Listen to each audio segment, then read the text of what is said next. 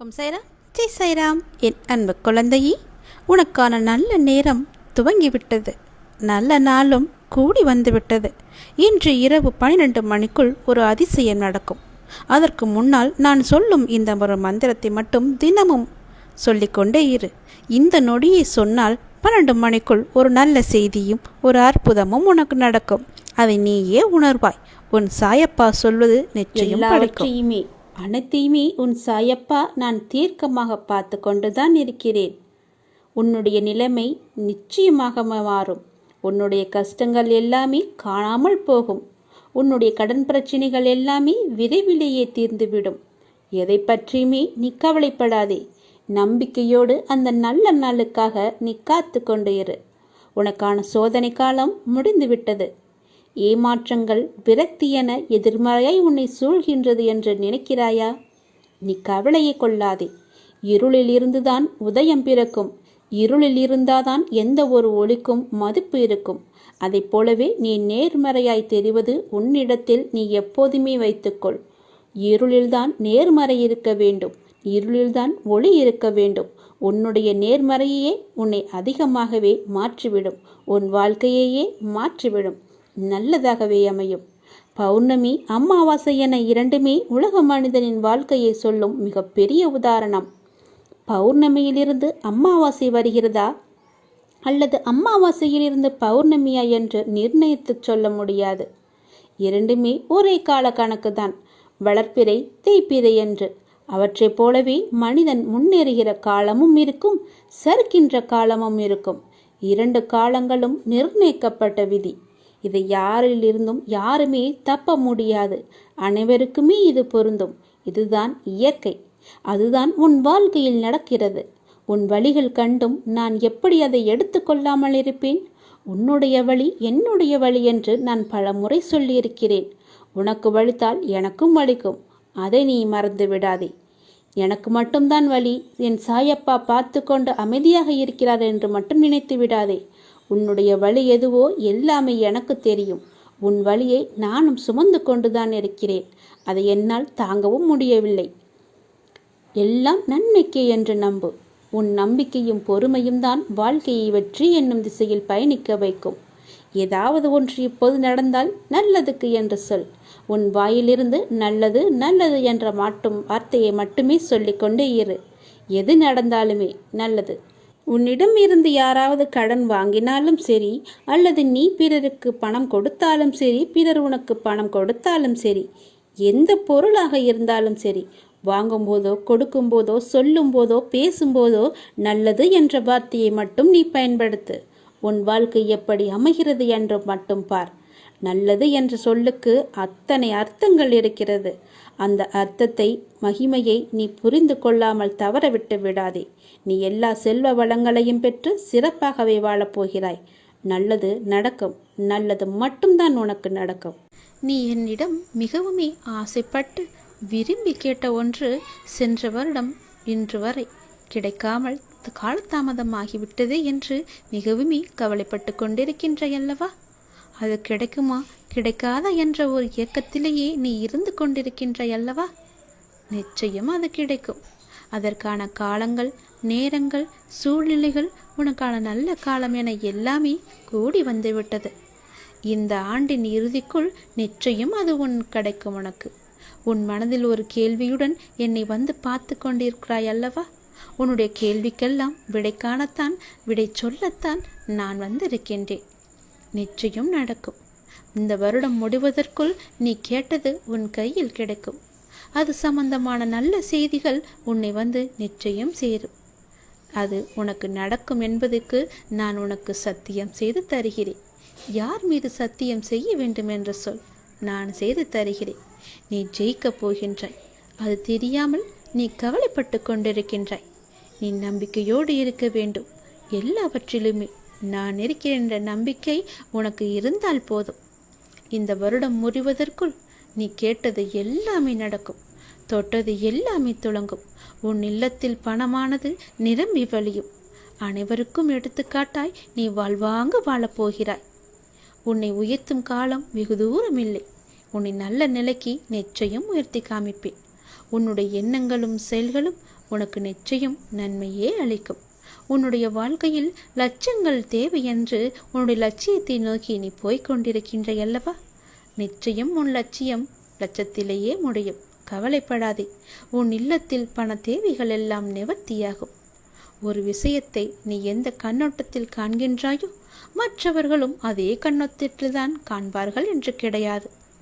அவர்கள் உன் மீது பொறாமை எண்ணத்தில் இருக்கின்றார்கள். நீ வளர்வது அவர்களுக்கு பிடிக்கவில்லை. நீ வளர்ந்து கொண்டே செல்வது அவர்கள் இறங்கிக் கொண்டே இருப்பது போல கவனித்து கொண்டிருக்கின்றார்கள். நீ எது செய்தாலும் அவர்கள் உன்னையே பார்த்து கொண்டிருக்கின்றார்கள். சிறு விஷயத்திலிருந்து பெரிய விஷயம் வரை உன்னையே அவர்கள் போட்டியாக பார்க்கின்றார்கள். நிச்சயம் அவர்களுடைய பார்வை உன் மீது படாத அளவுக்கு நான் பாதுகாப்பு வளையத்தை வைத்திருந்தாலும், அவர்களை பற்றி நீ பெரிதாக எடுத்துக்கொள்ளாமல் இருந்தாலும், அவர்களுடைய எண்ணம் உன்னை ஏதோ ஒரு வகையில் அமுக்கி வைத்திருக்கின்றது. அதனால் தான் சொல்கிறேன், தினமும் உன் வீட்டில் விளக்கேற்றி என்னுடைய நாமத்தை ஜபித்து என்னை நீ கூப்பிடு. உன் வீட்டில் எப்பொழுதுமே சாம்பிராணியின் வாசம் இருந்து கொண்டே இருக்கட்டும். அந்த எதிர்மறை பொறாமை எண்ணங்கள் எல்லாமே அழிந்துவிடும். உன் வாழ்க்கையில் நேர்மறை வந்து மகிழ்ச்சி பூத்து குழங்கும்.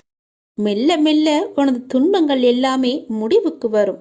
உனக்கு கஷ்டத்தில் இருந்தும் நோயிலிருந்தும் விடுதலை கிடைக்கும்படி நான் செய்வேன். உன்னுடைய கடன் பிரச்சனை எல்லாமே தீரப்போகிறது. நீ எதிர்பார்த்தபடியே உனக்கு பண வரவு இறக்கப் போகிறது. நீ வேண்டியபடியே, நீ கேட்டபடியே அந்த பணத்தை நான் உனக்கு தரப்போகிறேன். நீ இப்போது பணம் இல்லாமல் தவித்து கொண்டிருக்கிறாய். உன் பண பிரச்சனையை தீர்ப்பதற்காகத்தான் நான் ஒருவரை அனுப்பியிருக்கிறேன். அவர் மூலம்தான் உனக்கு பணம் கிடைக்கப் போகிறது. யாரென்று அடையாளம் அறிந்து கொள், தெரிந்து கொள். வருவது நானாக கூட இருக்கலாம். இன்றைய காலகட்டத்தில், இந்த நிலையில், இன்றைய சூழலில் உனக்கு பணம் பெரிய ஒரு கஷ்டமாகவே இருக்கிறது. அந்த பண பிரச்சனை எல்லாமே தீரும் வகையில் நான் உனக்கு ஒரு வழியை ஏற்படுத்தியிருக்கிறேன். அந்த வழி சிறப்பானதாக இருக்கும். அதிலிருந்தே உன்னுடைய பண கஷ்டங்கள் எல்லாமே தீர்ந்துவிடும். அதிலிருந்துதான் உனக்கு நிரந்தர வருமானமும் கிடைக்கும். நீ கவலைப்படாதே. உன் பண பிரச்சனையை தீர்ப்பது என்னுடைய பொறுப்பு. நான் இன்றுதான் ஒருவரிடம் பணம் கொடுத்து அனுப்பியிருக்கிறேன். விரைவில் அவர் உன்னை தேடி வருவார். யாரென்று அறிந்து கொண்டு அந்த பணத்தை நீ வாங்கிக்கொள். நீயாக சென்றாலும் சரி, இல்லை அவராகவே வந்தாலும் சரி, கொடுப்பது நான் தான். உன் பண பிரச்சனை அதிலிருந்துதான் தீரப்போகிறது. நீ எப்போது அந்த பணத்தை வாங்குகிறாயோ அன்று முதலே என்னுடைய ஆசீர்வாதம் மூலம் உனக்கு பணம் கிடைத்து கொண்டே இருக்கும். உன்னுடைய கருமாக்கள் எல்லாமே நீங்க பெற்று உன்னுடைய கடன் பிரச்சனைகள் எல்லாமே தீர்ந்து பணமழையில் நீ நனையப் போகிறாய். உன்னுடைய கடன் பிரச்சனை, தீராத கஷ்டம் எல்லாமே நிவர்த்தியாய்விடும். கடன் நிற்கிறதே என்று கவலைப்படாதே. இனி உன் வாயிலிருந்து பணம் இல்லை என்ற சொல்லும் வரக்கூடாது. ஏனென்றால் பண பிரச்சனையை தீர்க்கத்தான் நான் ஒருவரை அனுப்பியிருக்கிறேன். நானும் வருவேன். எதிர்பார்த்து காத்திரு. நீ என்னை நோக்கி வர வேண்டும் என்றால் நீ நான் சொல்வதை போல செய்துவிடு. உனக்கு எல்லாமே நல்லதாகவே நடக்கும். உன்னுடைய தொழில், நீ இப்போது பார்த்து கொண்டிருக்கும் வேலை உனக்கு சிறப்பானதாக மாறி பல மடங்கு உத்தியோகத்தில் பதவி உயர்வு பெற்று கூடுதல் வருமானமும் கிடைக்கும்படி செய்கிறேன். செய்து கொண்டேன், செய்தும் விட்டேன். அது விரைவிலேயே உன் கையில் கிடைக்கும். நான் சொன்னது போலவே அந்த தை மாதத்திற்குள்ளே உனக்கு கிடைத்துவிடும். தை 1ஆம் தேதிக்குள் அதற்கான நல்ல செய்தியும் உன் காதுகளில் விழும். உன் பண பிரச்சனை முற்றிலுமாக நீங்கிவிடும். எனக்கு பண கஷ்டம் இருக்கிறது என்ற வார்த்தையை இனி உன் வாயில் இருந்து வராது. உனக்கு நல்லதாகவே நடக்கும். நல்லது மட்டுமே நடக்கும். உன் அப்பாவின் துணையோடு நடப்பவை நன்மைகள் பல பெருகும் நேரம். இந்த மாதத்திற்குள் பல நன்மைகள் உனக்கு நடக்கப் போகிறது. உன்னுடைய வாழ்க்கை மேம்பட போகிறது. உன்னை தேடி பல வெகுமதிகள் வரப்போகிறது. எதற்காகவும் நீ கலங்காதே. நீண்ட நாட்களாகவே நீ என்னிடம் கேட்டுக்கொண்டிருக்கும் உன் பிரார்த்தனையை உன்னுடைய அப்பா உனக்காக நிறைவேற்றி கொடுக்கப் போகின்றேன். உன்னுடைய துன்பங்களிலிருந்து எல்லாம் உன்னை காப்பாற்றப் போகின்றேன். நீ கேட்ட வரத்தை கூடிய விரைவில் உனக்கு தந்து உன் வாழ்க்கையை நான் சிறப்பானதாக மாற்றப் போகின்றேன். நீ நினைத்தது நிச்சயமாகவே நடக்கப் போகிறது. அது உனக்கு நடந்தே தீரும். உன்னுடைய மனக்கவலையின்றி இன்று தீபம் ஏற்று. எனக்காக ஒரே ஒரு தீபம் உன்னுடைய வீட்டில் ஏற்றிவை. என்னை நினைத்து ஓம் என்று சொல். எல்லாவற்றையும் நான் பார்த்து கொள்கிறேன். உனக்கு நல்வழியை நான் காட்டுகிறேன். காலை எழுந்ததும் என்ன வாக்கு வருகிறது என்று பார்க்க வேண்டும். ஏனென்றால் மனம் எதையோ பறிகொடுத்தது போல உள்ளது என்று உன் மனதில் சில கவலைகளுடன் நேற்று உறங்கி போனாயல்லவா? ஒவ்வொரு காலகட்டத்திற்கும் என்ன நடக்க வேண்டுமோ அதுதான் நடந்திருக்கின்றது. ஆனால் அது நிரந்தரமல்ல. இதுவும் மாறும். உன் மனதில் உள்ள அந்த சுமைகளை இறக்கி வைத்துவிட்டு அடுத்த நொடி உன்னுடையதாக இருப்பதற்காக அதை எப்படி சிறப்பாக ஆக்கப் போகின்றாய் என்பதில் உன்னுடைய கவனத்தை நீ செலுத்து. நான் உன்னோடு இருக்கின்றேன். அடுத்த நொடியை மகளுடையதாக ஆக்க உனக்கு நான் துணை இருக்கின்றேன். என் செல்ல குழந்தையே, உன்னை விட்டு சென்றதெல்லாம் உன் கை வந்து இந்த தை மாதத்தில் உன்னை வந்து சேரும். மகிழ்ச்சியாகவே இரு. நான் உனக்கு துணை இருப்பேன். எப்பொழுதும் உனக்குள் நான் இருப்பேன். என்னுடைய நாமத்தை மட்டும் நீ சொல்லிக்கொண்டே இரு. நீ மகிழ்ச்சியாக இருந்தாலும் உன்னுடைய மனதில் ஏதோ ஒரு பயம் ஓடிக்கொண்டே இருக்கின்றதே. எதற்காக அது? அது தேவையற்ற பயம். உன் வாழ்க்கையில் நல்ல மாற்றங்கள் ஒவ்வொன்றாக நடக்க ஆரம்பம் ஆகிவிட்டது. பயம் உனக்கு எதிர்மறை எண்ணங்களை மட்டுமே தரும். அந்த பயத்தை நீ தூக்கி எறிந்துவிடு. உன்னுடைய மனதை நீ எப்பொழுதும் நேர்மறையாய் மட்டுமே வைத்துக்கொள். அதில் எதிர்மறையை உட்பகுத்தி விடாதே. அதை தடுத்து நிறுத்த வேண்டிய பொறுப்பு உனக்குள் தான் இருக்கிறது. அதை நீ மட்டுமே செய்ய முடியும். நீ நினைத்தால் கண்டிப்பாகவே முடியும்.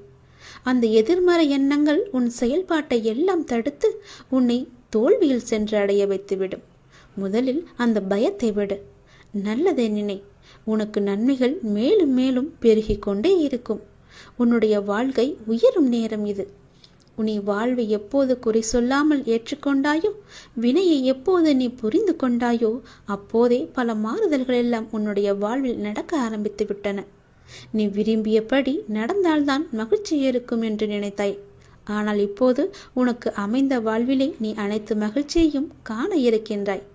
இடமாற்றம், வேலை மாற்றம் என நீ எதிர்பார்த்த பல மாற்றங்கள் நிகழப்போகிறது. நீண்ட நாட்களாகவே நீ என்னிடம் கேட்ட ஒரு வேண்டுதலும் இந்த மாதத்தில் நிறைவேறப் போகிறது. மகிழ்ச்சியாக, சந்தோஷமாகவே அதை அனுபவிக்கப் போகின்றாய். உன்னுடைய வாழ்க்கையானது கொஞ்சம் கொஞ்சமாக மேம்பட்டு உயர்ந்த நிலைக்கு வரப்போகின்றது. உன்னுடைய வாழ்க்கையின் தரம் உயரும் நேரத்தை நீ நெருங்கிவிட்டாய் அல்லவா?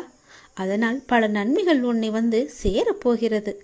இந்த மாதம் முடிவதற்குள் அதற்கான பலனை நீ அனுபவிப்பாய்.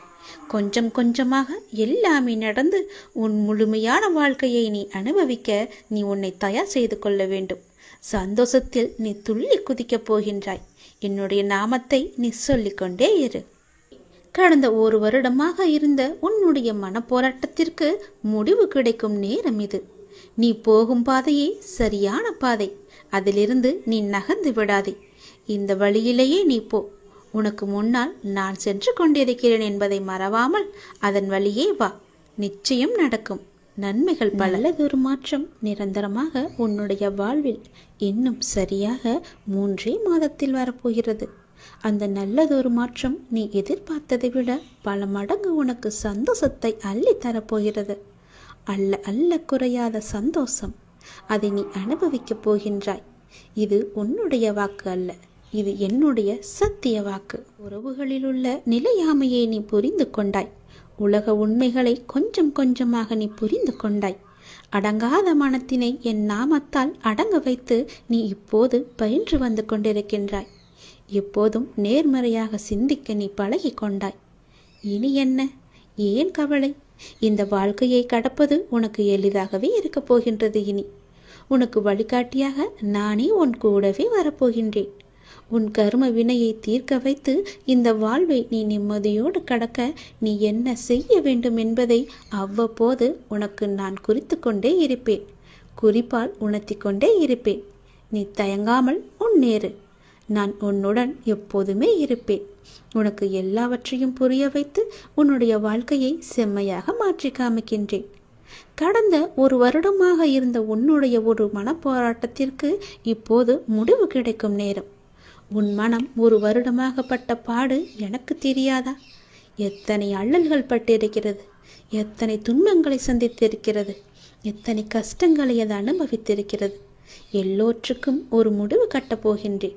உன்னுடைய பொறுமைக்கு பலன் கிடைக்கும் நேரம் இது. நீ இதுவரை கடந்து வந்த பாதையில் நீ பட்ட கஷ்டங்களுக்கு ஒரு முடிவு காணப்பாய். யார் உன்னை கைவிட்டாலும் உன் நம்பிக்கை உன்னை கைவிடாமல் உன்னை இவ்வளவு தூரம் அழைத்து வந்திருக்கின்றது. நான் நம்பும் என்னுடைய அப்பா என்னை காப்பாற்றுவார் என்ற நம்பிக்கை உனக்குள்ளே ஆழமாக பதிந்திருக்கிறது. அதுவே உன்னை இத்தனை தூரம் பாதுகாப்பாக அழைத்து வந்திருக்கிறது தெரியுமா? அந்த நம்பிக்கையோடு சேர்ந்த நேர்மறை எண்ணங்களும் அது எல்லாமே கூடி உன் வாழ்வின் பொன்னான தருணங்களை அது உனக்கு உருவாக்கி தரப்போகிறது. மகிழ்ச்சியாகவே இரு. உன்னுடைய வாழ்க்கை சரியான திசையில் நகர ஆரம்பித்திருக்கிறது. அது சரியான வழியில்தான் போய்கொண்டிருக்கிறது. அதை மாயை என்ற வலையில் நீ சிக்கிக்கொண்டு மாற்றி போக நினைக்காதே. அது தவறாக விடும். நான் சொல்வதை கேள். உனக்கு நல்லது நடக்கப் போகிறது. எத்தனை வருடங்களாக நீ தவித்து கொண்டிருந்தாய். எவ்வளவு மன போராட்டங்களை எல்லாம் அனுபவித்து கொண்டிருந்தாய். சந்தோஷத்தையே நீ மறந்து விட்டாய். அவ்வளவு துன்பங்களை நீ அனுபவித்து விட்டாய் அல்லவா? அது எல்லாமே இப்போது முடியப் போகிறது. சந்தோஷமாக நீ உன் வாழ்க்கையை ஆரம்பிக்கப் போகிறாய். உனக்கு துணையாக உன்னுடைய அப்பா நான் இருக்கும்போது எதையும் கவலைப்படாதே. எதை பற்றியும் நீ சிந்திக்காதே. மகிழ்ச்சியாகவே இரு. நிறைய மகிழ்ச்சியான தருணங்கள் இனி ஒன்றின் பின் ஒன்றாக உன்னை நோக்கி வந்து கொண்டே இருக்கிறது. இதுதான் சரியான திசை. யார் எது சொன்னாலும் அதை காதில் வாங்காதே. அங்கு உன்னை பயமுறுத்துபவர்கள்தான் நிறைய பேர் இருப்பார்கள். அவற்றையெல்லாம் நீ காதில் வாங்காமல் நீ போகும் பாதையே சரியான பாதை என்று நகர்ந்து போய்கொண்டே இரு. இதற்காகவும் நீ அதிலிருந்து பின்வாங்கக்கூடாது. நான் சொன்னால் பழிக்கும், என்னுடைய வாக்கு பழிக்கும் என்று பல பேர் சொல்லியிருப்பார்கள். கேட்டிருக்கிறீர்களா? அது எப்படி அவர்கள் சொன்னால் பழிக்கும் என்று தானே கேட்கிறீர்கள்? இந்த நான் சொல்லும் எல்லாமே அவர்களிடம் இருந்தால் அவர்கள் சொல் நிச்சயமாகவே பழிக்கும். அது என்ன? நான் சொன்னால் பழிக்கும், என் வாக்கு பழிக்கும் என்று தங்களை பற்றி சிலர் சொல்லிக்கொண்டே இருப்பார்கள். அது என் விஷயத்திலும் உண்மையாக நடக்கிறது. யாரையும் வஞ்சிக்காத ஒருவன், கடவுள் மீது அதிக நம்பிக்கையுள்ள ஒருவன் மனதார சொல்லும் எந்த வார்த்தைக்குமே உயிர் இருக்கிறது. அந்த உயிர் தன் சக்தியை காட்டிவிடுகிறது. ஆத்திரத்தில் சொல்லும் வார்த்தைகள் மட்டுமின்றி இயற்கையாக வந்து விழும் வார்த்தைகளுமே பழுத்து விடுகின்றன. எல்லாவற்றிற்கும் காரணம் தெய்வ, அதாவது குரு நம்பிக்கைதான் காரணம். குருவின் மீது முழுமையாகவே நம்பிக்கை வைத்திருப்பவன், குரு மீது முழுமையான பக்தி வைத்திருப்பவன், அசைக்க முடியாத நம்பிக்கை, சொல்ல போனால் முழுமையான குரு மீதான அடிமை என்று கூட சொல்லலாம்.